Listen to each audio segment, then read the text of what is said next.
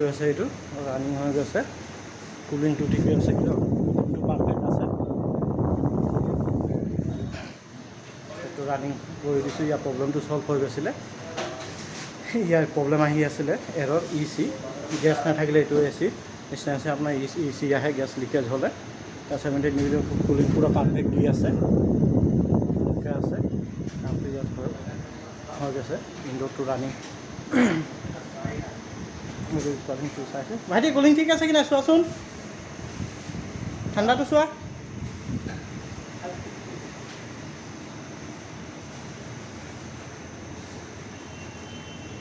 ঠিক আছে